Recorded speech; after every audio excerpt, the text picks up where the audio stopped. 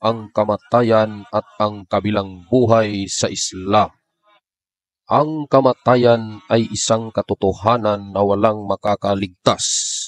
Ito ay papalapit sa bawat araw, oras, minuto. Ayon sa CIA's The World Factbook of 2007, halos 2 tao ang namamatay kada isang segundo.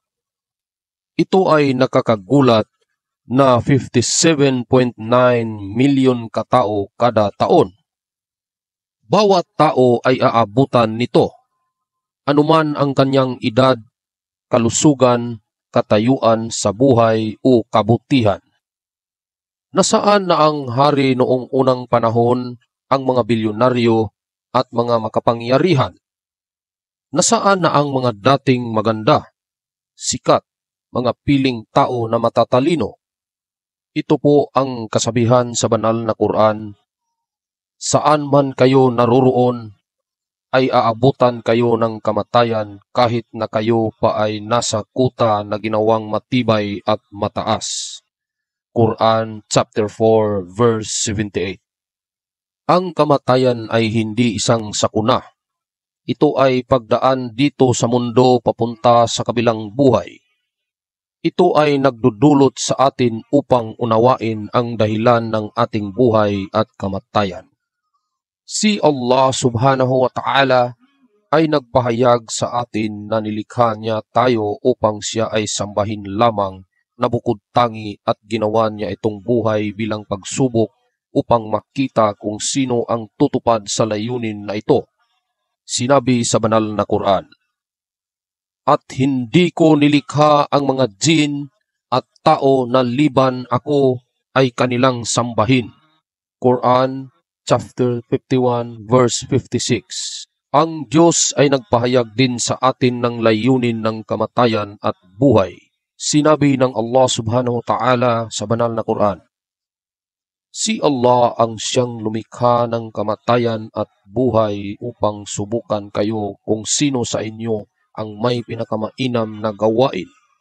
Quran chapter 67 verse 2.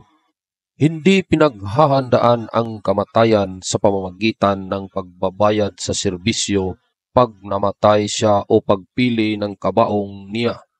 Ito ay ang pagtupad sa layunin ng buhay, ang sambahin lamang si Allah subhanahu wa ta'ala, ang mabuhay ayon sa kanyang mga pinag-uutos. Ang pagsamba sa Islam ay hindi lamang nakatuon sa pagdarasal.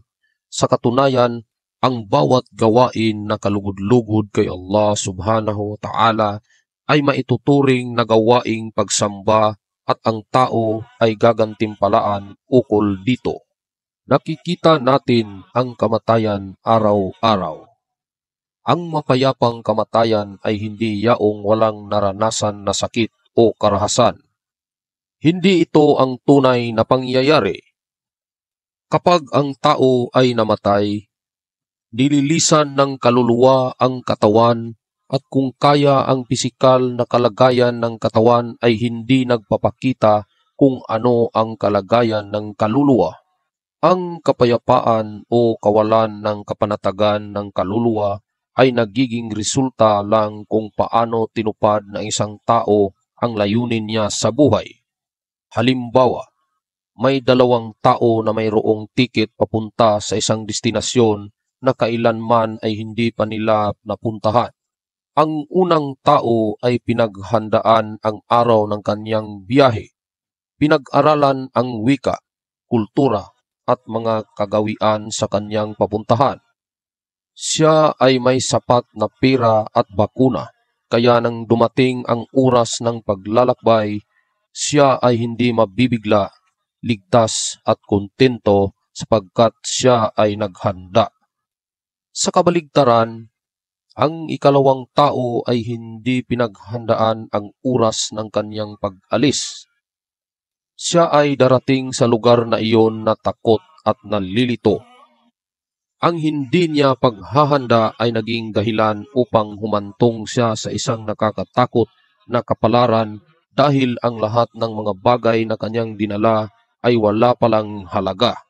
Inilalarawan ang ganitong tao na mapagpabaya ayon sa sinabi ni Allah subhanahu wa ta'ala sa Quran.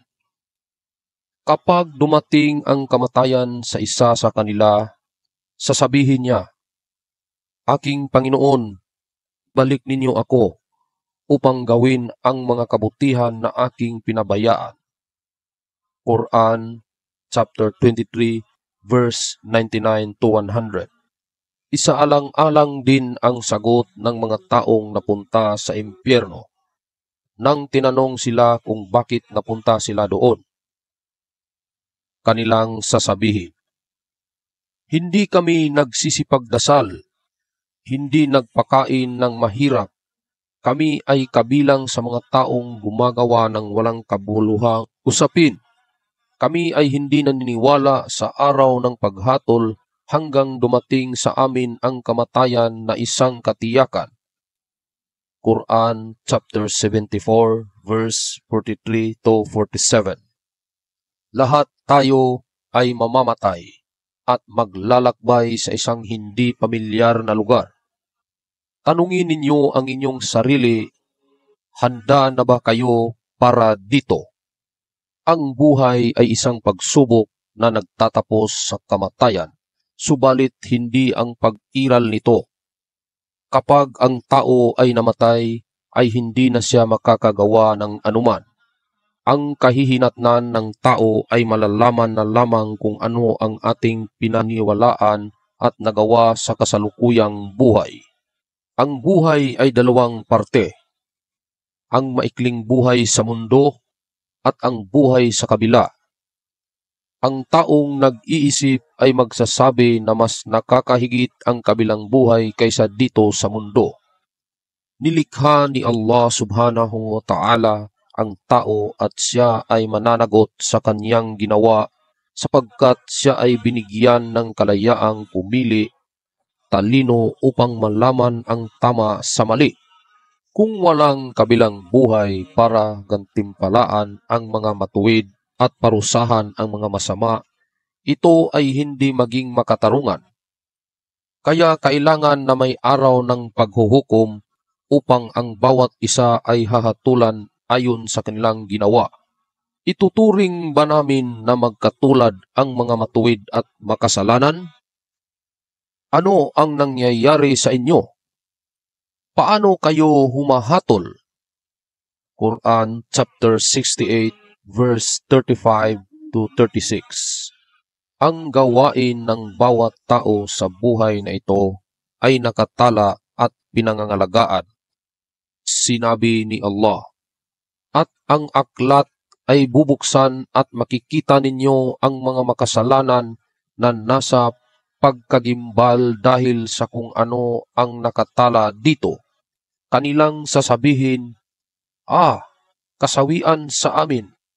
Ano itong aklat na ito na walang pinalampas maging maliit man o malaki, subalit kasama sa pagtutuos?'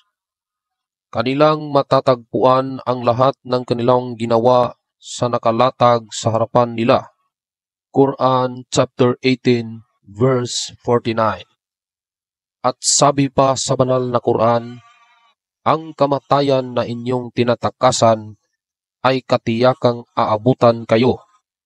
Pagkatapos kayo ay babalik sa Kanya na siyang nakakaalam ng lihim at hayag at Kanyang ipapaalam sa inyo kung ano ang inyong mga ginawa." Quran chapter 62 verse 8. Tayo ay magtataka na labis sa talaang ito ng ating gawa, papaalala sa atin ang bagay na ating nakalimutan. Si Allah subhanahu wa ta'ala ay nagsabi, "Si Allah ay binibilang ang mga ito habang nakalimutan naman nila." Quran chapter 58 verse 6. Kung pag-iisipang mabuti, nararapat na tayo ay mahiya sa paggawa ng kasalanan habang nalalaman natin na ito ay ilalaltad sa araw ng paghuhukom sa harap ni Allah.